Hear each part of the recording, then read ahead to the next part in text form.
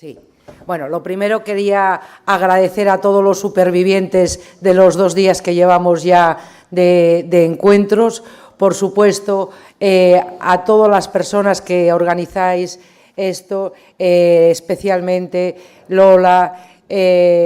Antonio, por supuesto, Pepe, a los cuales y al resto de personas que os acompañan en la organización, os tengo mi máximo agradecimiento, por supuesto mi máximo respeto y lo que creo que para mí es todavía más importante, que es mi máximo cariño. Me alegro enormemente de que los encuentros vayan por su 9ª edición, que los encuentros estén completamente sanos, hayan resistido a todas las crisis, tanto vitales como económicas, a las que nos hemos tenido que enfrentar, y que cada vez haya más gente que lo haya considerado como un encuentro obligatorio en sus citas científicas todos los años. Y sin más dilación, pues paso a hablar del tema que se me ha encomendado desde el punto de vista que yo he decidido enfocarlo.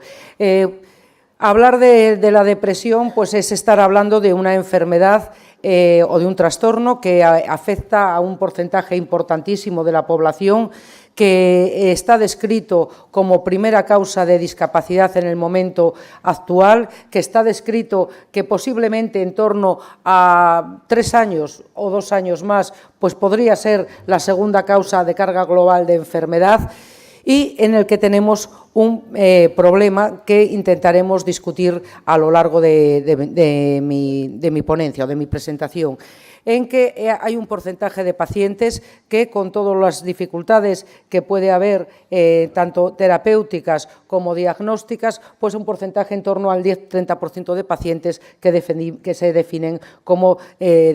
personas que tienen una depresión resistente al tratamiento. ¿Y cuáles son las posibles consecuencias que están describiéndose actualmente de tener este tipo de mala respuesta? Pues son varias. En primer lugar, genera unos costes económicos, tanto de tipo directo como indirecto, que llevan siendo descritos ya desde hace muchos años, pero que todavía, con los datos más recientes, ponen de manifiesto que son claramente superiores a los que podrían tener aquellas personas que tienen una depresión que sí responde al tratamiento. Por otra parte, y lo que es más importante aún, existe un exceso de mortalidad, y ese exceso de mortalidad en las personas que tienen depresión resistente al tratamiento, pues parece que sobre todo es debido a el suicidio, cuando se compara con población general, y el exceso de mortalidad no es específicamente asociado a todas las causas, pero insisto, específicamente al suicidio. O sea, parece que estoy hablando de suicidio como consecuencia de depresión resistente, pero les voy a adelantar que no solamente parece que sea una consecuencia, sino que estudios los que detectan buscarse qué factores pronostican la posibilidad de que una persona acabe teniendo una depresión resistente al tratamiento, también colocan, entre otros, al suicidio o la suicidabilidad, los comportamientos suicidas, como un factor pronóstico negativo. O sea, estoy hablando de una posible causa y consecuencia. Otros factores pronósticos negativos pues podrían ser la edad temprana del primer diagnóstico, la mala respuesta al primer tratamiento utilizado, otros factores como la comorbilidad, como con el trastorno de pánico, o rasgos de melancolía también se han descrito como factores de mal pronóstico para acabar teniendo una depresión resistente. La cuestión que planteo ahora, y que va a ser el grueso de la charla o de la ponencia, pues es intentar ver si existen algunos factores que pudieran ser comunes, puesto que existe una relación entre suicidalidad y depresión resistente, que pudieran ser comunes y darnos algo de luz a la hora de poder ver qué es lo que ocurre. Y ya les adelanto, siguiendo un poco la idea de la presentación de Philippe de ayer, mi respuesta, pues realmente no vamos a tener una respuesta definitiva, pero bueno, por lo menos vamos a intentar hacer algún tipo de acercamiento a ello. Yo me voy a basar, para intentar buscar factores causales comunes, pues en el modelo de estrés diátesis descrito por John Mann y por el grupo de la Columbia, en el cual pues, existen unos factores de desarrollo, tanto genéticos como de circunstancias adversas tempranas y unos factores neuroendocrinos que podrían estar detrás del comportamiento suicida. Y todo esto lo voy a trasladar a ver qué pasa en la depresión resistente. En primer lugar, si empezamos por poner un orden con las experiencias adversas a edades tempranas, pues decirles que existe un metaanálisis muy reciente que pone de manifiesto que existe una clara relación entre antecedentes de circunstancias adversas en la infancia, sobre todo negligencia emocional y abuso emocional, que se relacionan con la posibilidad de que exista después una mala respuesta a los tratamientos. Bueno, básicamente, insisto, serían el abuso emocional y la negligencia emocional, pero en general, cuando se hace la suma de todos los tipos de maltrato, todos tendrían un cierto peso. Decir también, para acabar con el tema de las experiencias adversas, que es un tema que va a tratar, lógicamente, Enrique con mayor profundidad, que parece que también las experiencias adversas pues, no solamente facilitan más que haya depresión resistentes, sino que generan una peor respuesta a los tratamientos, lo cual es lógico si estamos hablando de resistencia, pero también parece que tienen que ver con cómo responden las personas a los diferentes tratamientos. En esta diapositiva me voy a detener un poquito más. Son datos del estudio Tordia de depresión resistente en adolescentes y esta es una parte, un subanálisis en el cual ya se incluían a los pacientes que habían tenido una mala respuesta al primer intento con tratamiento antidepresivo, concretamente con inhibidores selectivos de recaptación de serotonina, y se buscaba un segundo acercamiento terapéutico. Insisto, estoy hablando de adolescentes y, como pueden ver, las opciones en esta segunda randomización eran a monoterapia o a terapia combinada, que incluía terapia cognitivo-conductual y un antidepresivo, que en este caso podía ser bien un inhibidor selectivo de recaptación de serotonina diferente del primero al que no habían respondido, o bien un dual, en este caso la venlafaxina. Como ustedes pueden ver, aquellos adolescentes que no habían respondido al primer antidepresivo y no tenían ningún tipo de abuso, respondían mejor a las terapias combinadas, es decir, a la suma de ambas terapias. No obstante, aquellos que habían padecido en edades tempranas un abuso sexual, pues respondían de una forma similar a la combinación o a la monoterapia, y sin embargo, aquellos que habían sufrido un abuso de tipo físico tenían una respuesta significativamente mejor a los tratamientos con monoterapia. Es decir, distintos tipos de abuso predecían distintos tipos de posibles respuestas terapéuticas a distintas aproximaciones.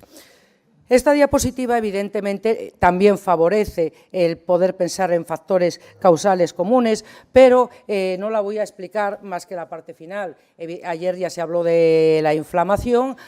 tanto por la tarde como por la mañana Cecilio Álamo. Yo lo único que quiero señalar de esta diapositiva son dos cosas. Me da igual que el tipo de enfermedad o de trastorno mental que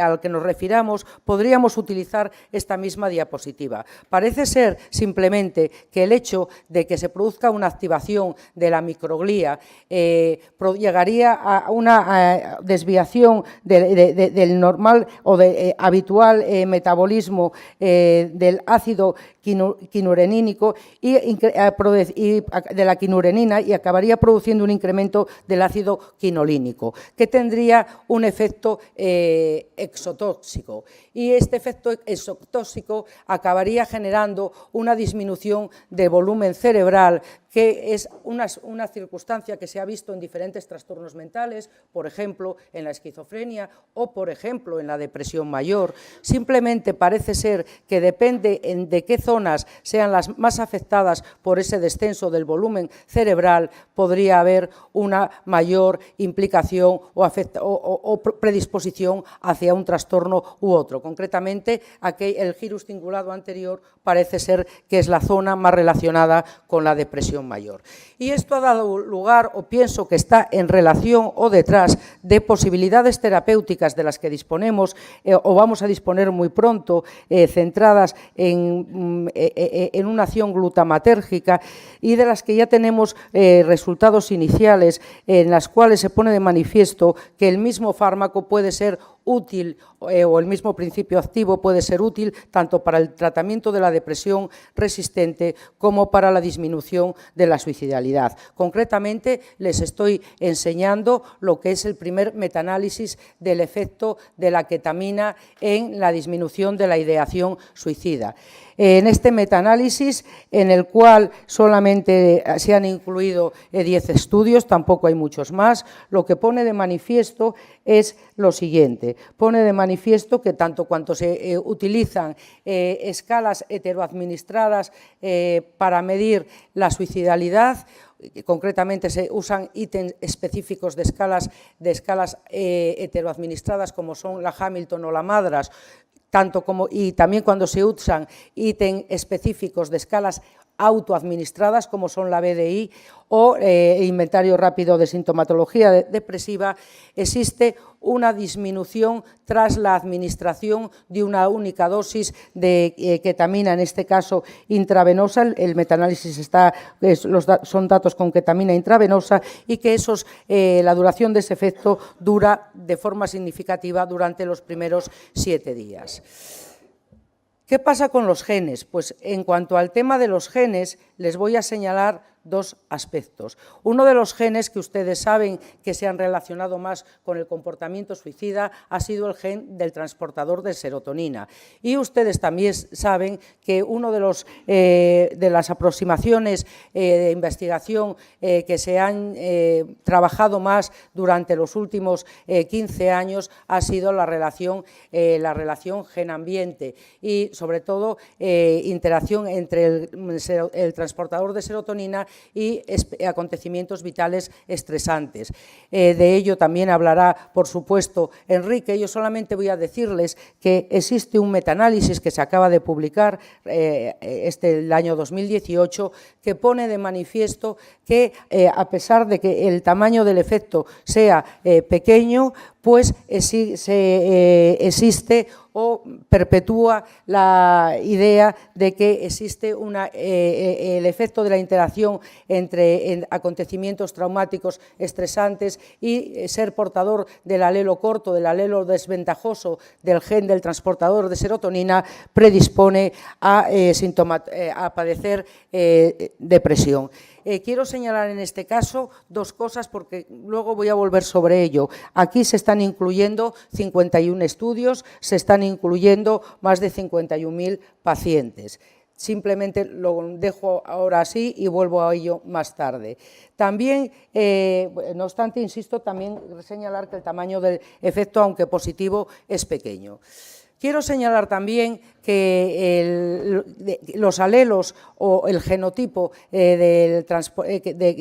transportador de serotonina pues influye tanto en las tasas de respuesta como en las tasas de remisión cuando estamos hablando de trastorno depresivo. De forma que, insisto y nuevamente, ser portador del alelo corto, que es el desventajoso, pues se asociaría con unas peores tasas tanto de respuesta como de remisión. Y voy a pasar a la tercera pata del banco que quiero comentar hoy, que es el eje hipotálamo-hipofisario adrenal. Es de todos conocido la relación que existe entre alteraciones en este eje y la posibilidad de mayor existencia de comportamiento suicida. En este sentido, señalarles 2 cosas. Señalarles, en primer lugar, que otro estudio muy reciente. Los estudios, básicamente, cuando hablamos de genes y del eje hipotálamo hipofisario adrenal, pues se han centrado en 2 genes más concretos. Este que ven ahí, el FKBP5, que es un gen cuyo efecto principal parece ser que es disminuir la sensibilidad de los corticosteroides sobre los receptores glucocorticoideos. Bien, pues parece que en función tanto del genotipo como de los alelos, si se estudian específicamente los alelos, he puesto solamente una de las partes que puede portar una persona, cambian las respuestas a los diferentes tratamientos antidepresivos. Concretamente, en este estudio lo que se testan son inhibidores selectivos de recaptación de serotonina. También quiero decirles que otro de los genes que se ha estudiado en relación a las respuestas de antidepresivos es el gen de la proteína que codifica la unión a la hormona liberadora de corticotropina. Y también se ha visto que en función de las variantes polimórficas de este gen, la respuesta a los tratamientos antidepresivos puede variar. Y este estudio concretamente utiliza datos de dos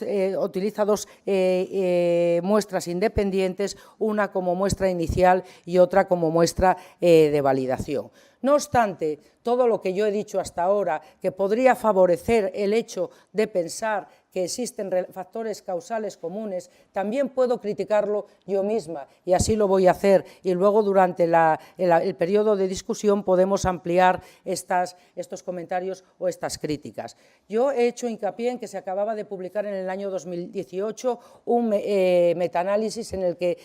se prolongaba o estaba a favor de la relación entre acontecimientos estresantes y el gen del transportador de serotonina. Pero es que les he mentido, se han publicado al mismo tiempo 2 metaanálisis. Este es el segundo y este obtiene los resultados opuestos. En este metaanálisis no se encuentra relación entre esta interacción. ¿Cuáles son las diferencias entre ambos metaanálisis? En primer lugar, el número de estudios incluidos. Aquí se incluyen 31 frente a los 51 que se incluían en el previo. Segunda diferencia, metodología de técnica metaanalítica utilizada. Es decir, cuando veamos un metaanálisis, y ya se estaba comentando ayer, hemos de tener muy presente que según la técnica que se utilice, se pueden obtener con los mismos estudios incluidos resultados muy diferentes. Cada vez tenemos más datos sobre esto y cada vez deberemos de ser más críticos. Y la tercera diferencia es la revista en la que se han publicado y, por supuesto, el factor de impacto de la misma. Si en ese sentido he de comentar algo, que es el negativo, está publicado en una revista de mayor factor de impacto, lo cual no necesariamente quiere tener que decir nada, pero también podemos discutirlo. Otra cuestión que quiero comentar que puede ir en contra es que cuando yo he hablado de la interacción entre gen y ambiente, lo he hecho de una forma muy simplista. He relacionado acontecimientos estresantes y un único gen. Pero lo que está claramente demostrado es que cuando vamos a interacciones epistáticas o cuando se utilizan más de un gen, las cosas cambian. Yo les he dicho hasta ahora que el gen desventajoso, que el alelo desventajoso, cuando hablamos del transportador de serotonina, era el alelo corto. Aquí, en este estudio publicado ya hace 5 años, se pone de manifiesto que incluyendo otro gen, que es el del BDNF, pues que dependiendo del genotipo que haya en el polimorfismo del gen del BDNF, el alelo corto puede ser desventajoso o no. Me explico. Cuando estamos teniendo un alelo que en el BDNF es el alelo MET, resulta que tener el alelo corto del transportador de serotonina no produce ninguna desventaja. Incluso la desventaja la tiene el ser portador de los 2 alelos largos. Y incluso cuando estamos hablando de ser portador del genotipo valval del BDNF, pues resulta que ya ocurriría lo contrario, que tener el alelo corto del otro gen sí sería desventajoso. Es decir, las interacciones epistáticas importan y pueden hacer que un polimorfismo de un gen concreto sea desventajoso o no. Y lo mismo ocurre no solamente cuando hablamos de interacciones epistáticas, sino cuando hablamos de otros efectos moduladores que no son genéticos, por ejemplo, el soporte social. Este es otro estudio bastante reciente que pone de manifiesto que cuando una persona tiene un buen soporte social, pues no importa para nada qué tipo de genotipos tengas en relación al transportador de serotonina, porque vas a tener el mismo sentido de coherencia, la misma resiliencia y las mismas puntuaciones en la escala, una de las escalas de depresión que en este caso se utilizó la Beck. El problema es que cuando el soporte social es bajo, sí que las cosas cambian y lo que nos aparece es que cuando el soporte social es bajo, en contra de lo que podríamos teóricamente pensar, parece que es mejor ser portador del alelo desventajoso, porque eso parece que genera más resiliencia, más sentido de coherencia y menores puntuaciones en la escala de depresión. Es decir, estoy completamente de acuerdo con lo que en su momento fue ya predicho por Belsky y Hartman, en el que dicen que no tendríamos que hablar de polimorfismos que generen vulnerabilidad, sino más bien polimorfismos que generan plasticidad, de forma que en función de las experiencias adversas o de otras interacciones epistáticas pueden tener un efecto beneficioso o un efecto adverso. Y eso creo que es algo que tenemos que tener en cuenta a la hora de realizar futuras investigaciones. Y por último, o casi a punto de terminar, yo les acabo de decir que existen datos que parecía que ponían de manifiesto que existen relación, por ejemplo, una relación clara entre qué polimorfismos había entre el gen FKBP5 y la respuesta a antidepresivos. Pero aquí les estoy poniendo otros datos que ponen de manifiesto lo contrario. En estos datos, que son del estudio Tordia, también lo que se ve es que los polimorfismos de este gen pues, parece que influyen sobre, concretamente uno de ellos, influye sobre la posibilidad de suicidalidad, facilitándolo, pero no tiene nada que ver con la respuesta terapéutica a antidepresivos, al menos en esta cohorte, si bien evidentemente este estudio también no está exento de limitaciones. Y ya por último, señalar que también podría ser que nosotros tuviéramos dificultades, y lo pongo entre comillas, a la hora de realizar de forma correcta los diagnósticos. Aquí simplemente lo ilustro con datos del estudio Bridge, en el cual, según el algoritmo que se utilizara, pues la posibilidad de diagnosticar en la misma cohorte de sujetos